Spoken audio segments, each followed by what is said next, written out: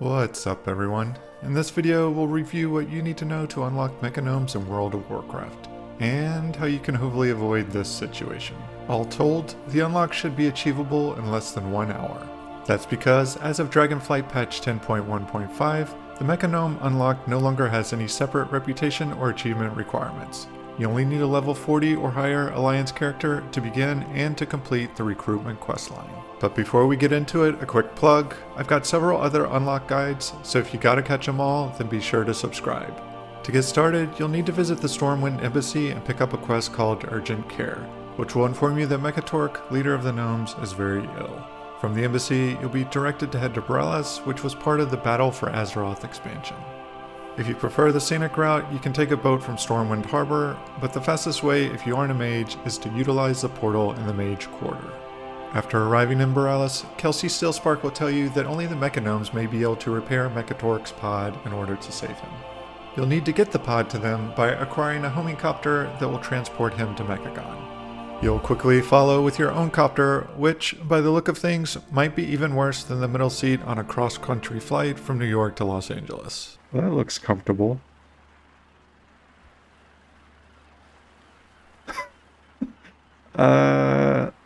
It looks like it may have actually killed me. But before traveling to Mechagon, I recommend ensuring you have an hour or so set aside to complete the entire questline. When I arrived to the island, I realized I couldn't actually pick up the flight path, meaning I wasn't sure I'd be able to get back if I left. There is a portal in Stormwind behind the embassy that will take you there, but I'm not 100% sure if it was there before I completed the Recruitment questline, or if it only appeared afterward. In any case, the homing copter will eventually deliver you to Mechagon, which could be described as rustic? I mean, there are zones on this island called the Outflow and the Heaps, so they're not exactly selling it as the next tropical destination for Instagram influencers. Well, okay, maybe that's a good thing. On Mechagon, you'll begin a series of quests that will take you to various spots on the island. The good news is that flying mounts are usable. The bad news is that they attract more attention than a drone in New Jersey, which is a joke I'm sure will still be relevant by the time I publish this video in the year 2028. Anyway, what I mean to say is, there's an HK8 aerial oppression unit that will stack a debuff if you're flying over certain areas of the island. Once it reaches 10 stacks, the HK8 will begin firing. It's not a huge deal, and you can easily reset the debuff by landing briefly, but it's probably something you'll want to avoid.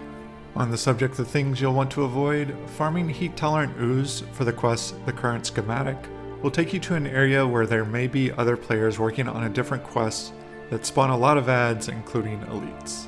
These mobs will start attacking you if you're close enough, and some of them look very similar to the mobs you need for your drops. I don't know of any way to avoid this if someone is doing that quest, so just keep your head on a swivel and do your best to avoid the mobs you don't need for your quest items. After this and a few other quests to collect parts, including the pod itself, you're able to revive Mechatork. We can enhance his logical reasoning tenfold. We like him just the way he is, though. Too much logic, and he could lose his heart. A seemingly frivolous priority, given the opportunity to achieve perfection. Uh-oh, she's Bork. And to express his gratitude for your efforts, he's going to do his best to get you killed by enlisting you to clear out the remaining King Mechagon loyalists in Mechagon City. After taking the transporter, the first thing you may notice is that this isn't actually an instance. It's a phased area, so you may, if you're lucky, encounter other players who are on the same quest. But that may be where your luck ends. I don't know if the quest was always designed this way, or if it became broken as a result of the patch, but there's definitely a scale issue with the final encounter. What you'll probably find as you attack the X81 is that he's capable of doing a lot of damage, and your NPC companions are not. They won't die, but they also don't generate any significant threat. A couple of other players and I just ended up doing a Zerg rotation from the graveyard to keep the X81 in combat, while we slowly whittled him down. But if that's not an option for you, I recommend doing almost zero damage to the X81 and letting the NPCs very, very slowly reduce his health. And when I say almost zero damage, I mean that literally. I let the NPCs beat on the X81 for almost 30 seconds before casting the second spell, and I still pulled aggro. You'll also want to remain outside of the X81's range, as its capacitor discharge ability will lock you out of spells and do some pretty hefty damage. So watch a video, read a book, whatever. Just don't try to DPS the X81. And yeah, I know there's someone out there who probably easily soloed the entire encounter while blindfolded, but if that's not you, maybe give this method a try if you're having difficulty. With the X81 hopefully defeated, all that's left is to witness a speech and then take the provided transportation back to Stormwind. Once you turn in the quest to Asa Cloudsinger, you've unlocked the Mechagnomes. Any questions, feel free to type them in the comment section below, and if you found any of this helpful, please remember to click that like button. It really does help. Until next time, happy questing.